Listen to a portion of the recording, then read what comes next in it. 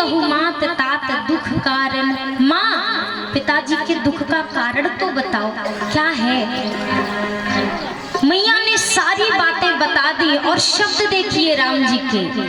माँ, इतनी सी बात के लिए पिताजी इतने दुखी हो रहे हैं। सुन जननी सोई सुत बड़ भागी। माँ, वही पुत्र धन्य होता है जिसका अपने माता पिता के चरणों में प्रेम हो, जिनको उनकी सेवा वचन पालन करने का अवसर मिले, वही धन्य होता है।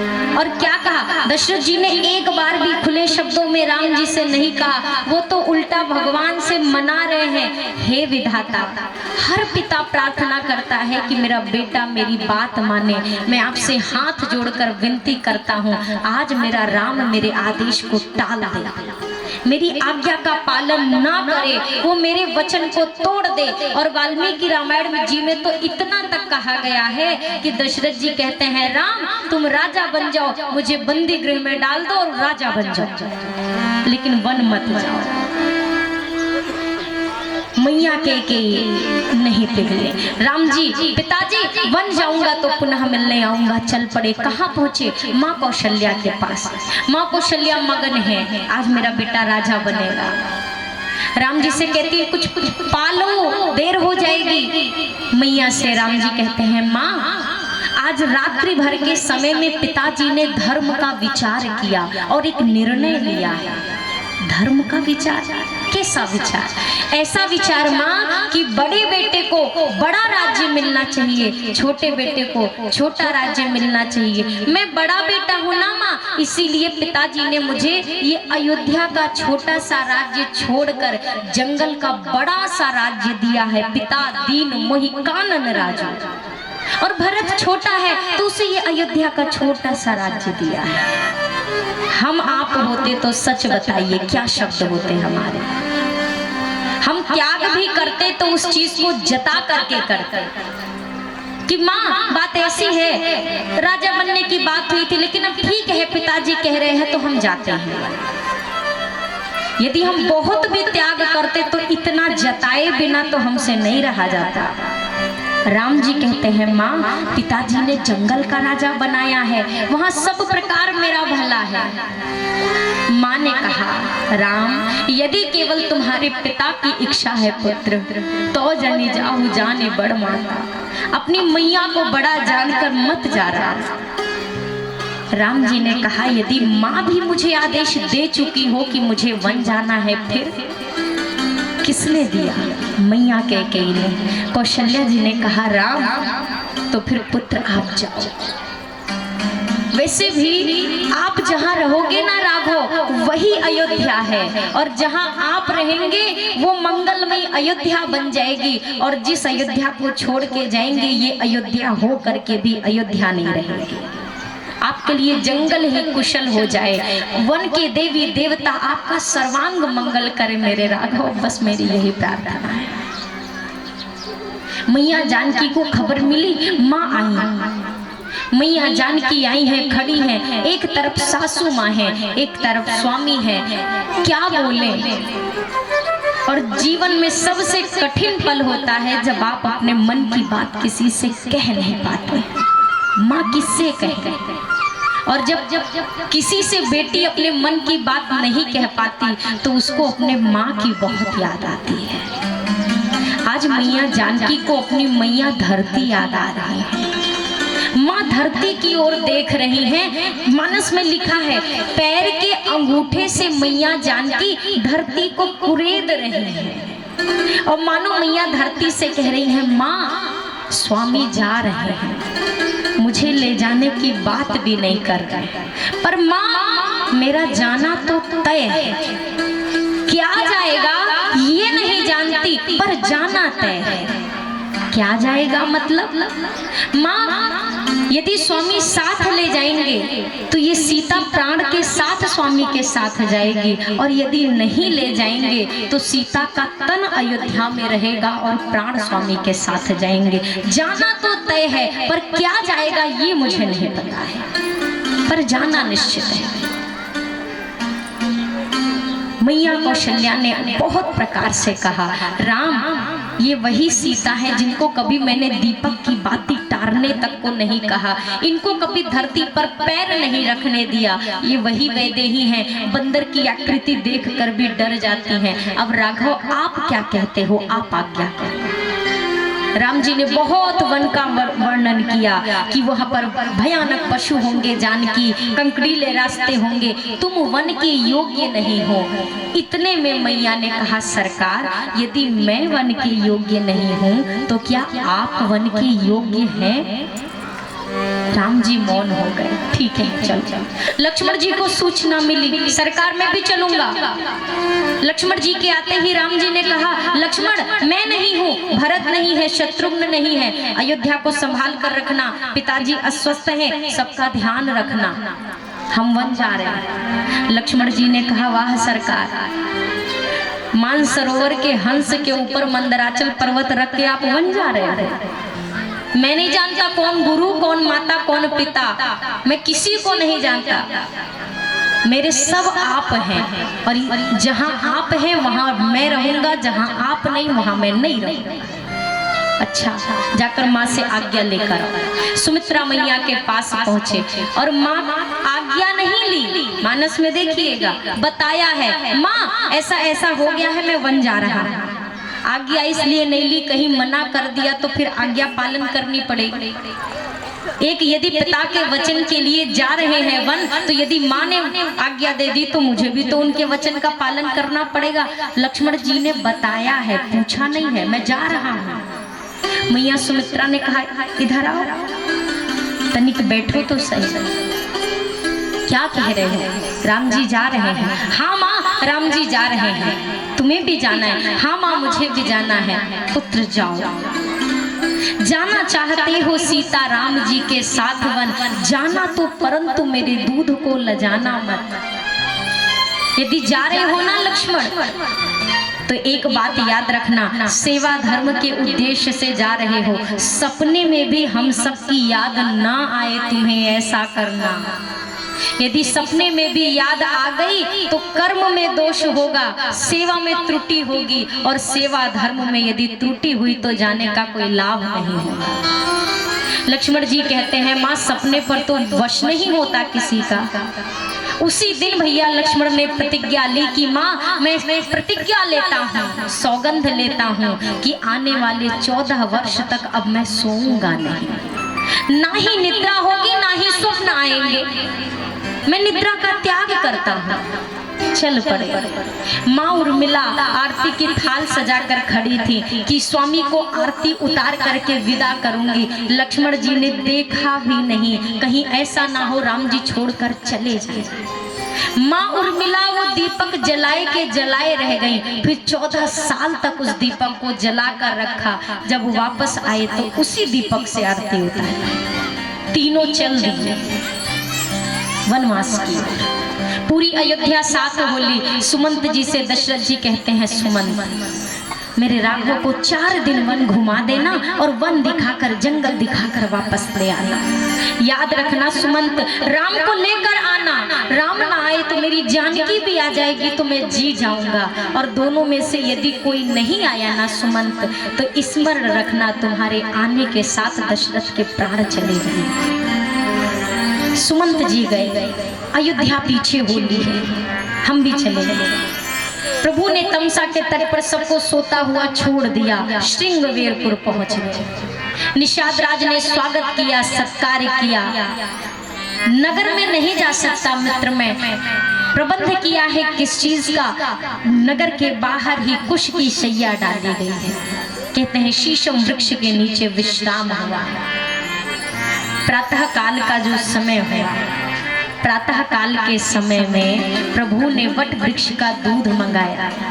सुमंत जी तो इस भरोसे पर थे कि साथ में लेकर के जाएंगे, लेकिन जब वो जटा बनाते देखी ना सुमंत जी, अब समझ गए कि ये वापस जाने वाले नहीं। शीश पर जटाएं बांधी।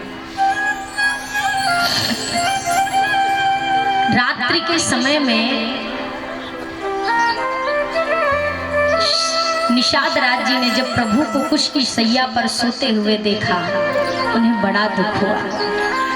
लक्ष्मण जी से पहले तो मैया कैकेयी को बहुत कुछ कहा कि कैकेयी जी ने ऐसा ऐसा कर दिया। भैया लक्ष्मण ने बुलाकर कहा तनिक इधर आ, इस तुम्हें क्या लगता है ये कौन है, इनको सुख दुख तुम्हें क्या लग रहा है, ये दुखी है।